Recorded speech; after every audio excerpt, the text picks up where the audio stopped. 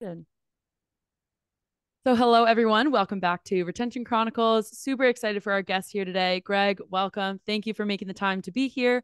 Super excited to dive into CrossNet and Good Sport. If you wouldn't mind, could you give us an intro? Absolutely. Thanks for having me.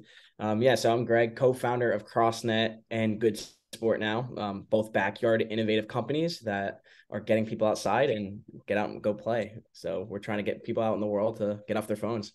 I love it. I mean, we're both sitting on laptops right now, and I'd much rather be going and playing CrossNet or Good Sport. So, don't tell my boss, although she would probably join me in it. Can you give us, like, in case anyone's not familiar with CrossNet or Good Sport, can you kind of break down both of those companies that you've now founded Yeah, alongside kind of the founding team? Give us the structure of both of those, please. yeah, absolutely. So CrossNet is a four-way volleyball game. We started 5 years ago with my co-founder Mike and my brother, also other co-founder Chris. And we just made it one night in my mom's backyard and invited some friends over, and it was a blast. We ended up knowing we had to like pursue this because it was just so fun. We had people wanting to play it, lining up at the beaches when we had the prototypes. Eventually took it to market.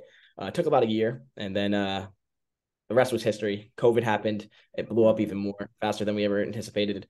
And then 5 years later, we started another company called Good Sport with YouTuber Danny Duncan, good friend of ours now. And we're just coming out with innovative games to get people outside, trying to make every game we make a little more creative and spicy and not the generic, wooden paddles you see at the Walmarts of the world. So we're trying to spice it up and just put some spin on it. Love it. So I was telling you this before we hopped on the recording. But I played CrossNet this past weekend for the first time, knew about it beforehand. But when I actually told my friends, I was like, oh my gosh, guys, I'm getting to talk to one of the co-founders this week, which was just, timing, simulation, it's all real. But I was thinking about like if you're just playing in the backyard with your friend and your brother, what was like the dynamics of kind of getting it off the ground? Like, were you always that founding team? Were you all trying, like, all entrepreneurs at first, or how was the journey kind of getting there, or like going into business with your brother and your friend, right? Like figuring out all those dynamics. Usually when I've had a couple of sibling or a marital co-founders who come on the podcast, and it's always interesting to dive into like how you kind of bridge the family but also the professional relationship. Yeah, no, that's a good question. And a lot of people always are like, oh, you shouldn't go to business with your friends or family. I don't think I would change it. I think we have a great dynamic. Mm-hmm. Myself, I started out like I had another entrepreneur, DTC companies. I did social media stuff, had accounts that had millions of followers. So that's where I really started at. Mike was an engineer, graduated Northeastern, super smart guy. He graduated. He's like, I don't want to like go build robots 9 to 5 for the rest of my life. Right. Let's make something. And then Chris, he's a killer salesman. He launched Uber Eats in like Rhode Island, Boston area. So he's been great at sales his whole life. So we just all of us combined and we eventually just rolled this out and we picked the way like each day we were just like had a new task. We'd all work on it together or we'd have our own assignments based on, our departments that have shifted over the years. I started out doing the social media, then I'm doing contracts and legal stuff. So it's a learning process, but we have a great team and we continue to have that core team right now to this day. Okay, so you said you have that core team obviously to this day. You've expanded your team a little bit. What's the number it's around? It's like relatively smaller, right? Yeah, I so think. we actually expanded after we did really well in year three. We expanded to like 25 employees. And Mm-hmm. then that was probably the biggest mistake in our business. And that Mm. really just like took the focus away from me, Chris, and Mike as founders in the weeds to like this managerial role. And that's not like what we're best at. Like me, Mike, Mm-hmm. and Chris aren't the best managers. We're not like, we don't want to do that. We want to work and work and work on our business and our baby. So we weren't able to do the ins and outs. We were trying to manage and just a point task. And that's not how we got to where we were, and we kind of lost focus of that. So we toned it back. Unfortunately, we had to let some people go, but it's been the best thing for our business. And now we're back down to like 7, 8 employees. Okay. I Totally. love that you talk about like obviously the lesson to be learned of expanding and then learning that the managerial tasks aren't what you all are best suited for. And I think that's something that I feel like a lot of the times, obviously, everyone's striving for growth, right? Like, and usually what that corresponds to is growth in numbers, not necessarily growth and like learnings, right? So I always like to call that out because I know we have some founders who listen to the podcast or some people who want to be entrepreneurs. And I think it's very easy to follow maybe what you think you're supposed to follow in that playbook of like you hire X amount of employees and then it grows and grows and grows. And then the leadership team is not in the weeds as much as, you know, the founding days. So once you kind of learned that lesson and you shrunk the team, is your day to day kind of now similar to what you were doing in the beginning? I know you said social media and then you're now doing more legal things, but I'm at, like CEO, you have to wear a lot of hats. And I don't know, but I hear it from our CEO is that his day to day looks very different just depending on what he's doing. Um, so would you say that's accurate? Of like now you're Yeah, kind of it's similar to the founding days? it's definitely shifted back to like our core roots of like working together and just cranking out tasks together as a team, the three of us. Tasks have changed obviously from day one to now 5 years later. Definitely still involved in the marketing, sales, but we all have our own tasks now that we kind of delegate. And we've been shifting roles over the past few years. If we lost an operations person, maybe Chris will bump up into the operations and help out. If we lost the social media person, I'm gonna bump up. So things like that is how we shift, and we've done great at it. Awesome. Love it. Now a couple more questions that I just had to ask. Because like having someone in the game space, I feel like is so fun. One, do you feel like okay, so if you're going to a party with friends, family, whoever, are you all like bringing CrossNet? Like I have to know this. Um, it's in the car. It's in Okay. the car, and if people want to play, yeah, I keep the games in my car. I hate always bringing them out, and it's like I feel like I'm obligated to set it up, and like Uh-huh. times these people don't want to play that shit. So Yeah, yeah, yeah, it happens. I'm always like trying to be active and do something. So when I'm at a party or I'm going to the beach, I don't want to just sit there. Like that's not me. I'm playing something, one of our games, a game, playing sports. So it's always ready to go. I can always throw the idea out.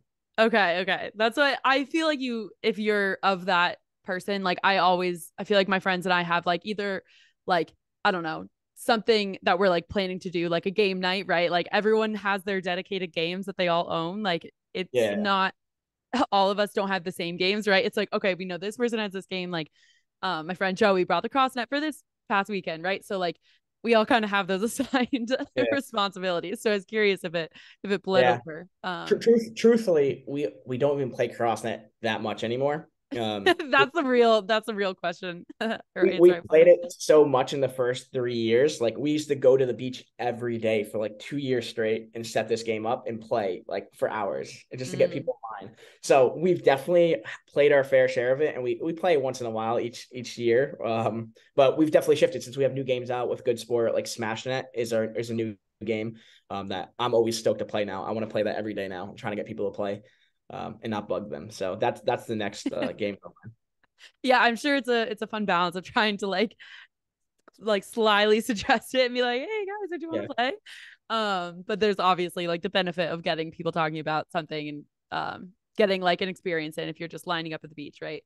Um, okay, and the last little fun question, and then we can dive into more the technical side of things. But who, when you were in those early days, like who was there kind of one person of the three of you or you know your team that was kind of the best at CrossNet, or was it Oh, all me. even day Me to for day? sure. Mike got better over the years because he learned some trick shots. Chris has always been ass. He's the worst for sure. Yeah. Love it, love it. Oh my God. Okay. So we can obviously keep I'm gonna as they come, I'm gonna keep asking questions that plays on that relationship there. But because you started with social media and your focus in social media, I think that lends itself very well into how I would say, like from a consumer, just someone in the space of you like as a brand, having thought leadership be at the front lines of CrossNet, like teaching other people in the ecom space kind of what you all are doing. So was that kind of part of the want that you all had in the early days of like, we want to be known for like telling about our journey, and being thought leaders, or was it just something that came naturally?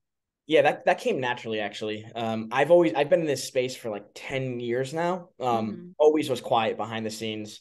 I don't like posting, I don't like tweeting, I don't like doing any of that.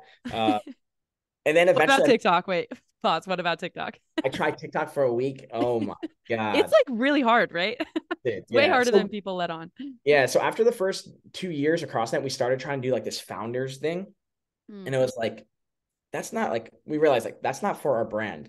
Like you don't need to get your founders perspective in every company, especially if you need to start the brand from that angle. It's hard to just throw the founders in. Like a 62-year-old mom doesn't care about like the three kids from right. Connecticut that started this. They just want a backyard game for their kid. Um, some people do care. Some people love it, and but it's not for everyone. So we don't focus on that, especially if that's not our skill set. We don't try to like force things. We did try to force things, and it didn't work out. But as far Another as like lesson to be learned, you know? yeah, as far as like being a thought leader in the actual space itself for people to learn, Chris has done a great job of that over the past 2 years, 3 years. I'm always pushing him. I'm like, yo, tweet, post, post, post. Like he can be You our do voice. it. You do it. Yeah, yeah. So he's been our voice for the last 2, 3 years, and it's been great. He's growing. And I'm kind of trying to mirror what he's doing as well, just not as much. Yeah, yeah, So yeah. I love yeah. it. Okay. That's cool. Yeah, I think it's also interesting that, I mean, for someone who sits in a marketing chair like myself currently, being like I as my own person, social media, right, participate, but as a company, it's just a way different ball game, right? Like just trying to think through social media and like the algorithm getting it right and like being way more on top of it. It's just a whole different ball game. So I think it's interesting that you with your background in social media are more like Chris, you do that time. You take on that, Yeah. um, at least to a stronger degree than maybe you're taking on at the moment. Yeah. And that's why we have our new company with Danny Duncan, famous YouTuber, to help, push his face in front of the crowd and get his Mm-hmm. capture his audience, and kind of be that founder for us. So we don't have to tell that story. And we already have that story from the beginning. So it's worked out Love it. great.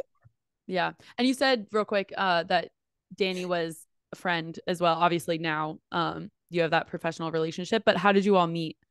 We actually met from trying to pay him to do a CrossNet, Love it. and he was trying to charge us a lot of money. We're like, no, no shot. Like we can't afford that. Yeah. And then we just met one night and we're like, hey, let's just make games together. And it was, Mm. yeah, and we've been working together ever since. And we have a bunch of stuff in the pipeline we're super stoked for. Okay, that's so fun. Love it. Okay, so now we can dive into perhaps more of the logistical questions. Can you tell us about the development of CrossNet itself? I know you said you had it in your backyard, but I'm always curious to hear, especially in the game space where I feel like there's, obviously like games you make them up, right? Like you make up their own rules. There's not at least from my perspective, not a ton of boundaries in terms of like the rules that you can make up as long as it makes sense, right? And like obviously it has to appeal to the audience. So can you tell us about like how you kind of developed CrossNet, and if you want to go into Good Sport as well, what you all are doing currently with that, that'd be great. Yeah, I think so as far as the development, like physically, we source it overseas. We wish we could do it in the United States, but it costs way too much. Mike, he's an engineer. He started off CrossNet just sample after sample after sample, spending a lot of money because they're heavy duty. Mm-hmm. Changes every time that need to be made. Now we have a product developer full time, who works on all our products, working on games that are coming out next Christmas. So we have a pipeline of games. Every time we make a game though, and we're trying to implement the rules, usually it's me making the rules. So I'm always getting That's shit fun. like Greg, you're always changing the rules. With when I'm Mm-hmm. playing with friends and stuff, but we have to change the rules, like especially in this beginning stages. Yeah. Uh, for the CrossNet game, it kind of took the four square concept, rotating it.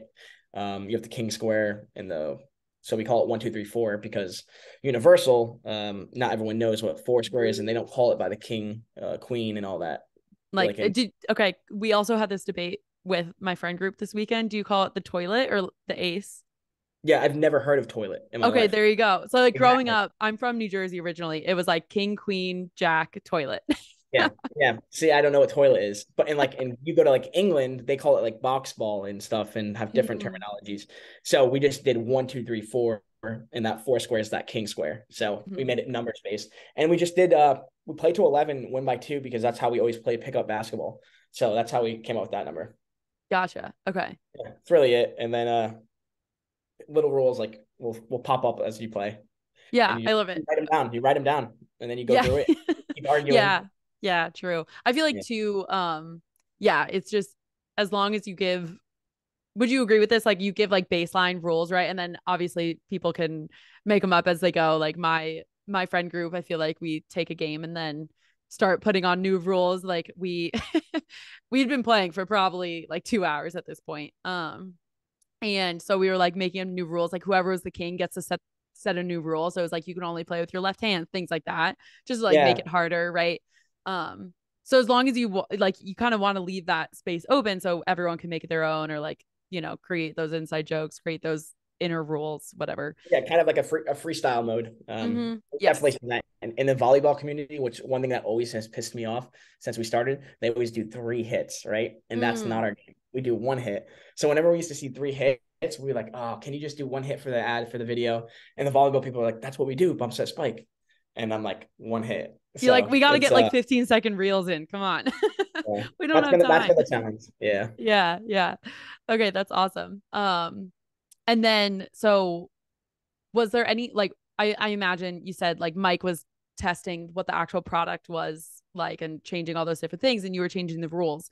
So with like do's and don'ts of product development space, especially with something that's bigger, how did you all kind of like navigate what's worth it in terms of like this switch needs to be made, like a nice to have versus a need to have? Did you have like any of those internal conversations? Yeah, yeah. At first, so a lot of learning lessons with this too. At first, we're like, oh, let's make it as cheap as possible, Mm, but as good as possible on that cheap side. So we cheaped out, and we've had so many problems over the years. We're continuing to have problems with like carabiners, like the little the mm, clips, the yep. balls peeling if we switch a factory, um, the poles getting rusty sometimes when they're not supposed to, and factories just like saying it's fine and then not having proper testing. So there's a lot that goes into like the backyard toy game space that people have no idea, and it's so much more challenging than like making a card game or food or anything like that. That's just like constantly in a on a easy repeat cycle. Um, Constantly getting defects due to weight.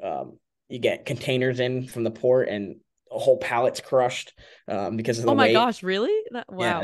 we've had it's terrible incidents. Yeah, yeah, I'm sure that's super fun to have to deal with or open up and you're like, oh my God, yeah. But craziness. I mean, going back to your question though, like we've always want to make the product as high quality as possible, still affordable and have the best margins possible. But if it's like, hey, we'll spend an extra 50 cents on a kit to make it way more high quality, so we're not getting customer service problems and bad feedback. And we want the person has our game now to really enjoy it, um, and vouch for it and tell their friends and play with their friends. Okay. Yeah. So that makes a lot of sense in terms of I feel like a lot of people would probably try and probably fit that same path where it's like, let's see what we can make for like the trade-off of obviously wanting to keep it affordable, but also such a good product that someone would vouch for it. Were there any other lessons in terms of like product development, like trying, I don't know, like marketing and like branding, um, for like the case and the box that it comes in, like any elements of the product design that are kind of more marketing focused? Yeah, yeah, the box. So we got into Shields. That was our first retailer. It's a big Mm-hmm. store out in the West in Utah and those states. Um, we got in store. We were so excited.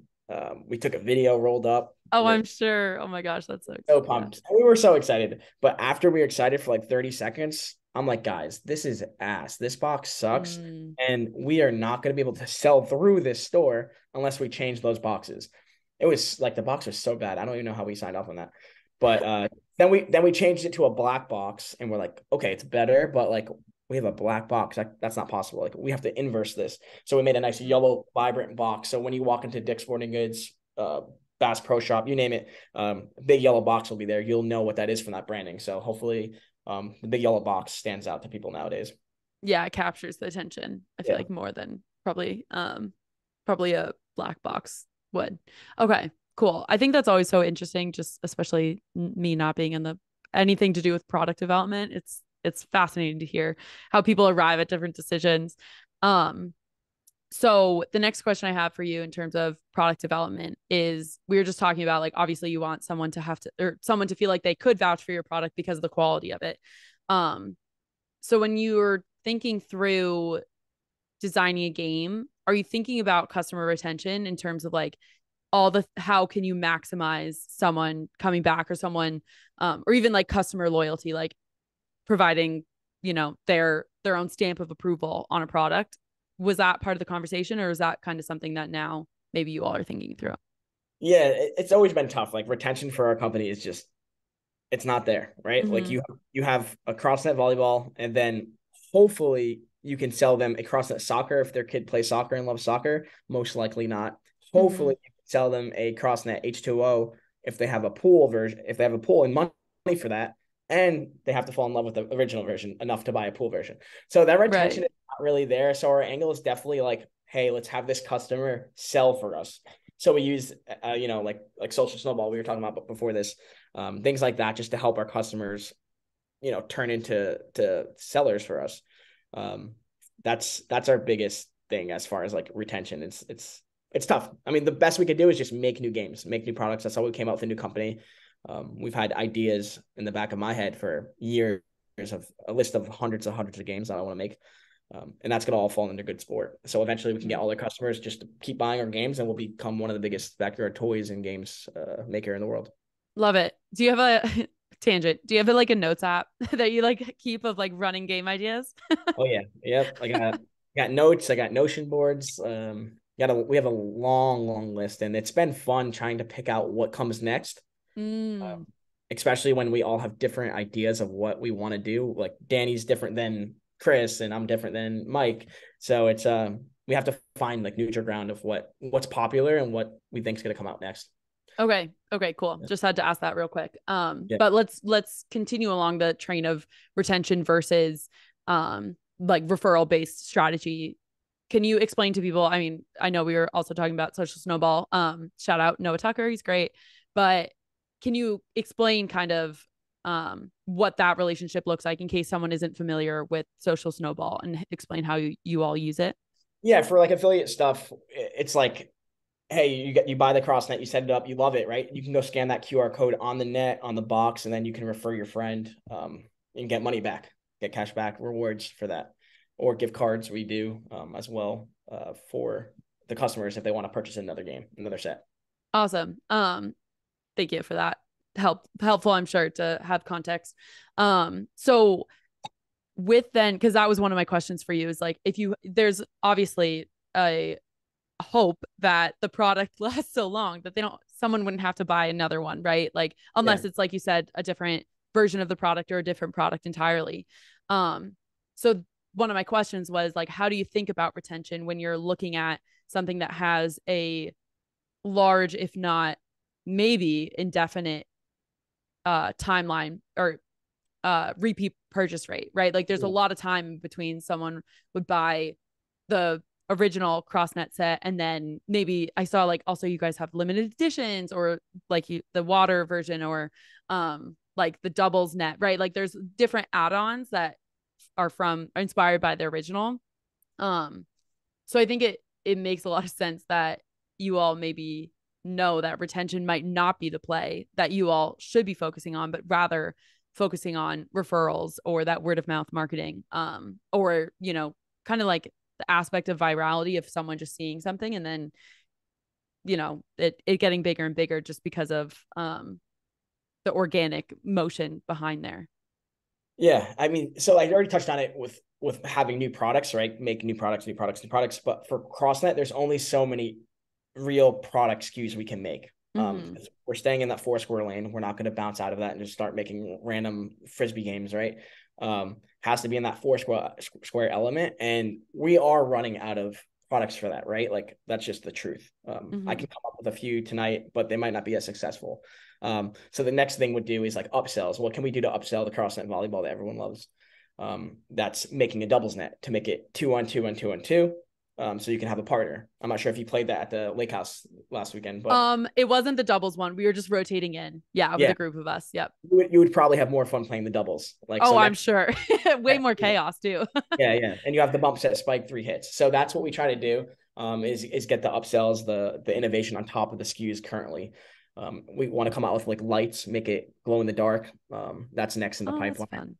Yeah. For the pool version, we're coming out with a newer pool version that's more like I can't speak about it yet, but it's just easier, cheaper. We'll come back later. We'll have you on again and then we'll talk about that. So just adding upsells for each item is the goal. And then obviously new products with the new company, and then as many products as we can under the CrossNet umbrella as well. And then the referral game is like, we really just want, you to go set it up at the beach with your friends and you get people taking photos, videos, asking what it is, asking to play. That's how we started CrossNet. That's how it blew up. It's literally like a real snowball in real life, and it just keeps rolling as long as people are selling it for us and playing it, having a good time. Yeah. I mean, like I told you, but I want to share with the listeners, we had at least 3 or 4 people who were walking by when we were playing it this past weekend. Just ask us like, hey, what's that called? Or like, what's that game? And we just said, it was like, oh, it's like Foursquare, but volleyball. Yeah. And like an older couple was like, oh my God, I remember like Foursquare. Like you all know what it is. And we're like, yeah, we know. They're like, yeah, we used to play that on the playground. I was like, yeah, it's still a fun game. Right. Little bit shocked that perhaps a younger generation would still know what it is. But to your point of the accessibility of and ease, hopefully, of referrals, being right there for someone if they want it and know about it. And I know you mentioned the QR code on the box and on the game itself. Is that correct? Yeah, it should be on the net, so hopefully it's there. Okay. Honestly, yeah. Now I'm gonna make my friend Joey break it out and I'll go scan it.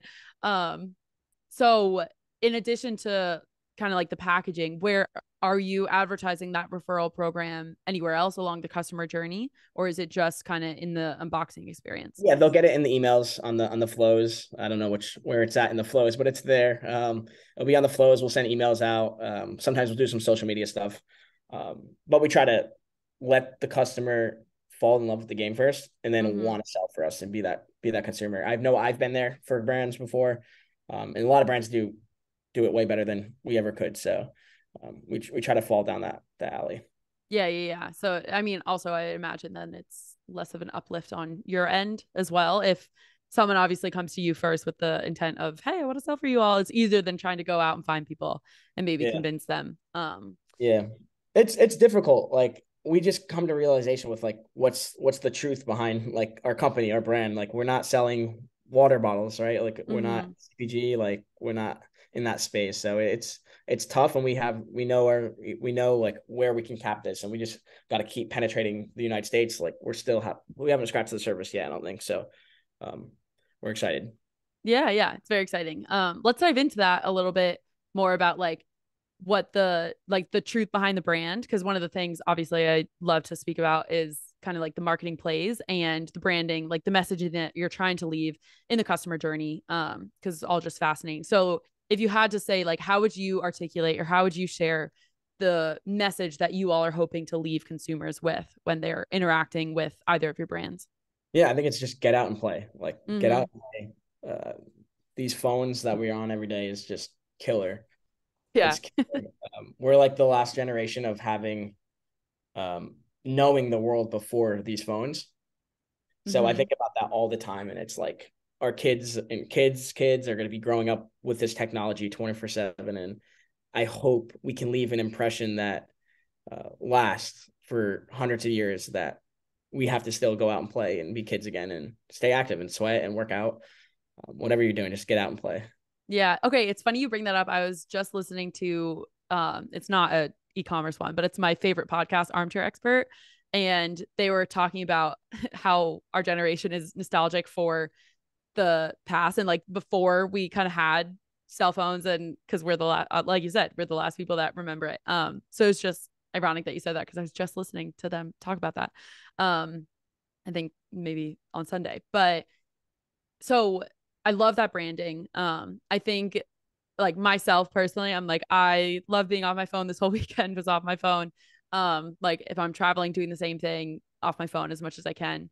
Um, so with the branding and the collab, or not even collab, but the inspiration to collab with Danny and tap into the influencer space, do you feel like there's kind of potential for like us reverting? It's more of a philosophical question, but like us reverting and like not depending on our cell phones, or is it just like full steam ahead in your eyes? What do you think?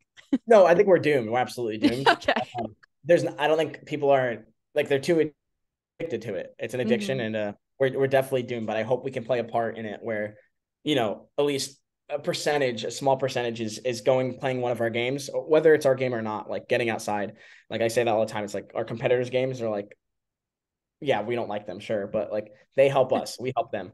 If someone's Right. playing that game, someone's going to play our game, Mm. um, and vice versa. So yeah, we're definitely doomed. Yeah, yeah. Okay, cool. Love that. Well, we can end there. No, I'm kidding. Okay, so for I love that you brought up like competitors, and we're not going to discuss them, but the notion of like competitors obviously making you better or just like setting the space for creating new games. And one of the I mean it's a different space because it's not a backyard game, it's a card game, but like Cards Against Humanity, having it be like a household name, kind of like, I want to say first in the space. I don't know if that's actually true, but to me, kind of the first card game of that nature that I was introduced to. And now they have like a whole slew of competitors and like their own versions of different games, right? And obviously it's similar to other ones, to like apples to apples, all that stuff, right? But how are you thinking about like when you're going to market a game? Because in similar to Cards Against Humanity, I would say CrossNet probably falls in that same category, right? Where it's like that is the first brand that I saw that is doing what you all are doing. I don't know if that's correct, if you all were the first, so you can feel free to correct me. No, we weren't. Yeah, we weren't. So I don't think CrossNet would come into being in existence right now without CanJam. I don't know if you remember CanJam. Yes, I do. Yeah, yeah, yeah. Yes. That's also a game I've played with my friends Yeah, last summer. yes. So there's CanJam, there's Spikeball, and there's CrossNet. Like those are the Mm-hmm. three big ones right now. Yeah. I'll have the black and yellow vibe. And I think those are the core games, right? Mm-hmm. That started this trend. And I think we've done a great job. I think CrossNet's that one game that came out during like this COVID era Yeah. where people were stuck inside playing all these games. And you've seen a huge wave of different innovative games coming out now since CrossNet's existence, I believe. I'm not sure if I'm just seeing them more because I'm in the space and I get hit with the ads, but there are so many different backyard games that, hopefully are going to last, and some aren't going to last just because they're just not, they just The can't keep up. nature of, yeah, the way Yeah. we live. Yep. But there's been a ton of innovation in the backyard space, which is cool to see. And they help. Like I said, they all help each other. Whether it's a putting game for golf or a volleyball game. Okay. Yeah, I have seen, I think also, I mean, as much as to try and be on TikTok and like producing content on there is tough. Like I said earlier in the episode, it is I feel like the stuff that I'm exposed to is the breadth of it is way bigger because of that app. And so I do see like some like putt mini golf like at home, right? I forget the name of it. But those games that it's bringing, a game you love into your backyard. So I think that makes sense for me in terms of backyard games and Spikeball and Cam Jam and CrossNet. I feel like it I don't know if those came out similar timing of CrossNet or like before, but I in my mind they are all associated. Yeah, Um they're actually pretty old. Like Spikeball's 15 years, CanJam's like 20 plus. that is Uh, so funny. it's Wow. crazy. Yeah, it's literally crazy how old we are. Yeah, that and like how unpredictable it is when like people are going to interact and then kind of see it as like now I know I could call up multiple friends who have all those games, right? And like I said earlier in the episode, they're the ones that okay, you're like you're assigned to bringing this game, you're bringing that game, blah blah blah, right? Um and then so last kind of marketing question that I wanted to ask you is because obviously you have Good Sport with Danny, Mike and your brother. So what other like what I guess my question is, what's like some fun marketing initiatives that stand out in your brain in terms of like, okay, love that this happened for your brands, like love that we got to participate in this. You can kind of take this question wherever you want, like if it's a fun story about, kind of the virality, wherever. But it's a question I love to ask. Yeah, I think the collab, like besides like getting in wholesale and being in these big stores, that's Mm-hmm. awesome. But the collabs we've been able to do over the last few years and what we have in the pipeline for Good Sport, especially with Danny's connections, like we partner with like USA Volleyball. Uh, Mm-hmm. we've done some. That's like for people that don't know, it's like the NBA of volleyball. So it's really cool to be able to do Yeah, that. it's awesome. I'm not a volleyball fan at all. Like I've never played volleyball growing up, anything like that. So um, it was cool. It was cool to be able to get those relationships. Canada volleyball, and then for Good Sport over here, we have a bunch of collabs that I can't name right now, but everyone will know But who they're they are. coming. They're coming, and I'm excited. I'm stoked for those. Oh, that's so exciting. Yeah. Um, Yeah. Okay, cool. So last question that I want to ask you, and it's more about the customer journey. Could you kind of like walk us through the ideal customer journey, like what kind of communications they're getting? Malomo obviously is in the post-purchase space, so that's what we care about, but or that's what we prioritize first. But I always think it's so interesting when I'm talking to founders like yourself to kind of paint the picture of like the ideal scenario of the communications that someone is getting pre and post purchase. Yeah, so I guess pre-purchase they're getting hit with ads, right? On usually Meta. Um, Mm-hmm. and then Good old hopefully meta. Yep. hopefully they check out, right? And then after that, they'll get a thank you email. Then they will get your orders on the way, and then they will start getting hit with the social snowballs of the world and that kind of stuff. And then some post-purchase surveys of asking how you saw it, where you got it from, did you buy it in store maybe, or did you see it in store, which is important to us. Mm-hmm. We have so many different channels now. And then once they get it, we want them to fall in love with it. Go back to our website, refer a friend, buy another product. Yeah. That's really the journey. We just want them to fall in love with our games, and so they know what they're talking about every time someone asks, and they can give an honest, good review. Yeah. Yeah. Yeah, I don't think I would hopefully say it's not like rocket science, right? Like the journey you kind of want it to yeah, fall along those lines. I think it's interesting like the way to hear the way brands tweak it, like with social snowball and like the cross sells and upsells that you can include obviously in the customer experience before someone even gets their product, right? Like yeah, I don't know if you all have like cross sells and upsells in your yeah. post We do. purchase Yeah, communications. Okay. yeah, we have those too, and then we have the SMS that goes out for with their tracking and stuff. We've been using like Shop app too as well. A lot of people have been Mm. purchasing that, and actually that's been giving us some errors, but if once it's working, it's pretty nice, and they get updates to their phones and smooth. Yeah, yeah. How are you? Because like in my brain, like connecting data between retail and ecom is like a monster. Yeah, um, it's not fun, and that has been our weakest point over the last few years. We're just not experts in that, and there's not too many people that are in the space. mm, Because we have Amazon too, which is a whole different beast. mm, So we have Amazon.com, different countries, uh, wholesale in different countries. So it's hard. We're not tracking it as efficiently. We've done the North Beams, the Triple L's, uh, but it's very hard. It's very hard yeah. to do, and I don't have an answer for you. Okay. Not a Yeah. No, process. I love Yeah, it. I think that's like the most relatable part of this podcast is when people are like, honestly, I don't know. We're still figuring it out, right? yeah. Like, I think it gives a lot of hope to people We who are can like also in that seat. Yeah, we've done billboards, we've gauged traffic and stuff. We know if we turn on meta ads that the in-store sales are going to increase Hmm.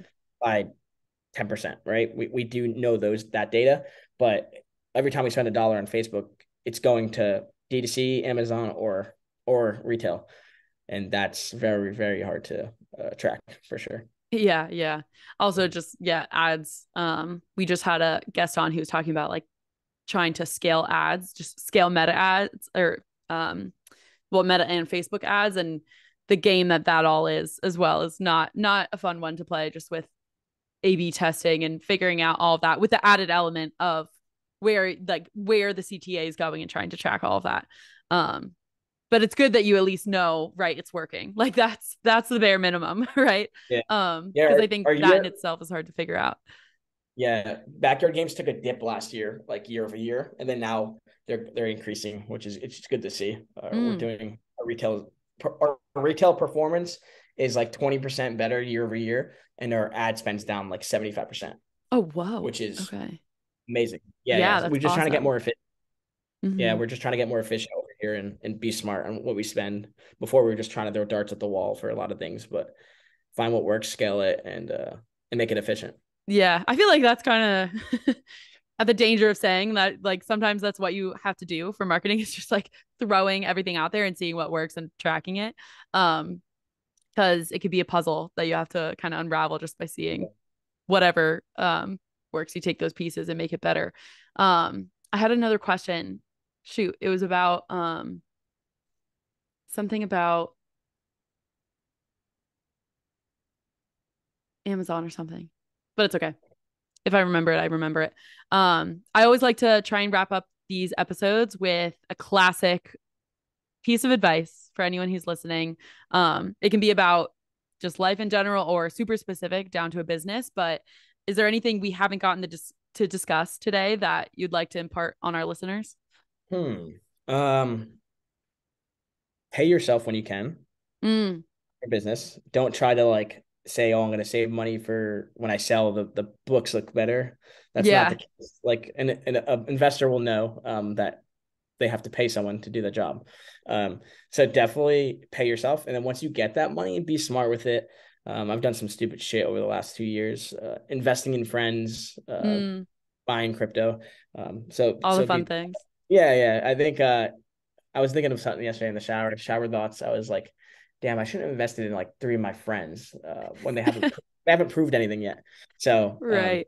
so I think that's some advice. Don't once you get some money, don't like start giving it out to your friends. Yeah, yeah. Don't get Right. eager with it, Yeah. I guess. Yeah. Yeah. Yeah. That's Love it. my side advice. That's not to do with CrossNet or anything like that. Yeah. Should I send those friends directly? Just Oh, that little snippet? I'll tell them to their face. Yeah. I love it. Okay. Well, we haven't heard that yet on the podcast, and I think that's great advice. Yeah. So thank you so much for your time, Greg. It's been absolutely amazing. I've had a blast getting to chat with you and excited to see all the future games that you all are going to roll out. I think it's going to be a blast. So thank you again. Appreciate it. Thanks for having me.